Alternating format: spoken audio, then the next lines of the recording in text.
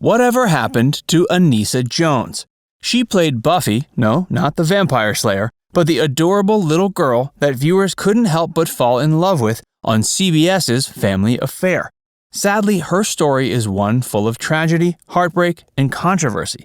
And just like that other Buffy, Anissa was pitted against a legion of demons, albeit hers were of the metaphorical variety. Although it's not quite as common today as it once was, Hollywood has a terrible history of totally destroying the lives of child stars. Corey Haim, Drew Barrymore, Amanda Bynes, Macaulay Culkin. So many kids went through their own private hell after being tossed aside by the same industry that made them who they were. She fell into the same trap that claimed the lives of so many other child actors. She experienced success faster than she had anticipated, and after Family Affair wrapped up in 1971, she found herself typecast and unable to find decent work. Her frustration quickly turned to desperation as she plunged deeper into the depths of despair brought on by drugs and alcohol. When she finally was given access to her television earnings, she quickly spiraled downwards with reckless abandon. Anissa's drug abuse would eventually claim her life. In the end, it was a toxic combo of cocaine, PCP, quaaludes, and barbiturates that did her in. She was just 18 years old when she passed. She had her whole life to live, but sadly never got that opportunity. It's a Family Affair. She was just 8 years old when she was cast as Buffy on Family Affair. The series ran from 1966 to 71. The show's plot revolved around Buffy and her twin brother Jody, played by Johnny Whitaker, and their older sister Sissy, portrayed by Kathy Garver. The kids were orphaned after their parents were involved in a tragic car accident, so they ended up going to live with their uncle in New York. Uncle Bill, played by Brian Keith, is a perpetual bachelor who doesn't have any experience caring for children, so he turns to his valet, Mr. French, played by Sebastian Cabot, for assistance. The show was the creation of Don Fedderson, who had previously developed the Fred McMurray series My Three Sons. Although on the surface the show was pretty saccharine, it still managed to connect with the audience. Considering the fact the series originally aired at 9:30 p.m., it's safe to say the audience was comprised primarily of adults as well. The show's premise was pretty simplistic and not altogether original, but its strength came from its heart, and much of that came straight from Anissa. As an actress, she was a natural. As the Independent Star newspaper of Pasadena reported in 1966, viewers loved the way she was able to convey on screen a child's feelings of rejections, sadness, fun, stubbornness, pride, and wide-eyed imagination. A lot of kids dream of being on TV, but life as a child actor can be very demanding. Long hours on set can disrupt a child's learning process.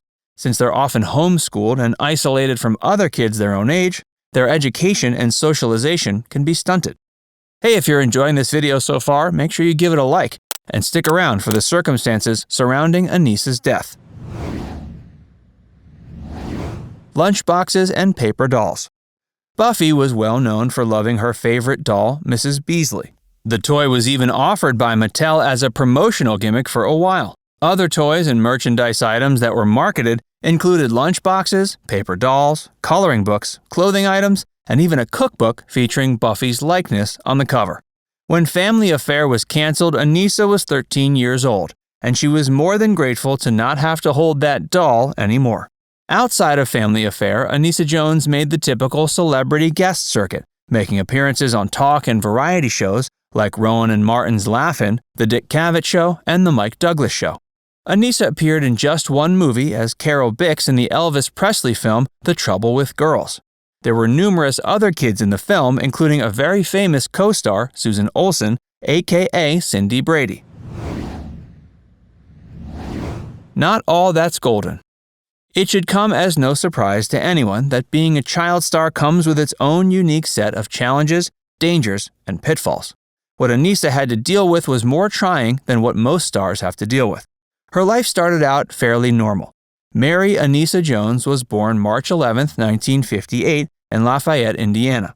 Her dad, John Paul Jones, held a graduate degree in engineering that he received at Purdue. That's where he met Anissa's mother, Mary Paula Jones, who was there studying zoology.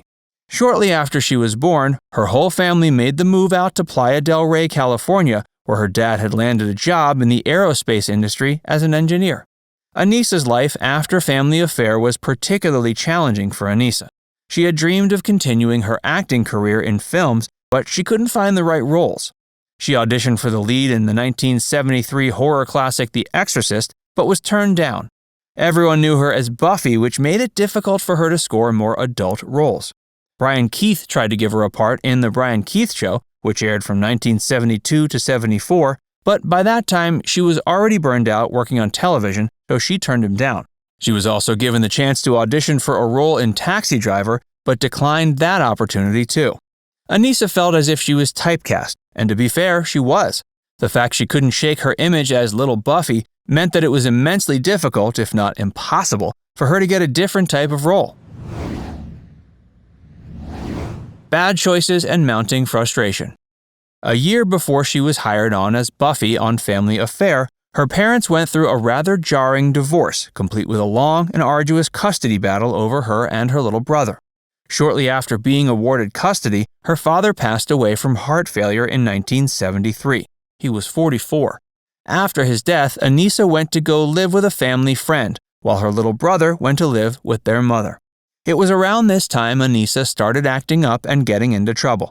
She started skipping school and even ended up getting arrested after running away from home. For several months, she was confined to a juvenile detention center, but after she was released, she went to live with her mother and her brother. That's when she started taking drugs and shoplifting. By 1975, she chose to drop out of high school. In March of 1976, she turned 18 and gained control of her Family Affair earnings. Suddenly, she had access to $180,000 in cash and an undisclosed amount of money from U.S. savings bonds that were held for her in a trust fund. She ended up renting an apartment with her brother not far from her mother's place. In 1976, she went to a beach party with a new boyfriend. Just a few hours after arriving, she was found dead in one of the bedrooms of her 14-year-old friend's home. Officially, her death was ruled an accidental overdose. She had cocaine, PCP, Quaaludes, and a potent barbiturate in her system at the time of her death. There was also a vial of blue liquid found near her body that was never identified, although some have speculated it might have been LSD or GHB. She was just 18 when she died. Sadly, her death wasn't altogether unexpected. Her life had been in a state of decline for years. Anissa's body was cremated and her ashes were spread over the Pacific Ocean. Of the $180,000 she received when she was 18, she only had $63,000 left and another $100,000 left in savings bonds. That means in the 6 months of being a legal adult, Jones had spent $117,000. Anissa's doctor was arrested just 6 days after her death. Dr. Moshos was charged with illegally prescribing her the medical Seconal. An envelope was found at the scene of Anissas death specifying the name of the drug, its dosage, quantity, and the recipient's last name. Moshos was charged with 11 offenses, including prescribing narcotics for profit, but while he was awaiting trial, he died on December 27, 1976. His charges were dropped, but Jones's family still sued his estate for $400,000. The judge ultimately ruled he was only 30% liable for Jones's death, and her family was awarded $79,500. In another painful twist of fate, Anissa's little brother Paul also died of a drug overdose on March 15, 1984, at 24 years old. Her mother outlived her entire family. She died in Detroit, Michigan, of natural causes in 2012. Anissa Jones had her whole life ahead of her. Sure, she might have felt typecast, but if she stuck around just a little longer, the right role would have come her way eventually. We'd love to hear from you. Do you think Anissa would have found more success in Hollywood if she hadn't died so young? Or do you think her acting career was essentially over after Family Affair's finale? Let us know what you think in the comment section. And before you go, make sure you give this video a like and subscribe to Factsverse if you haven't already. Click the bell icon to stay updated on all our latest content.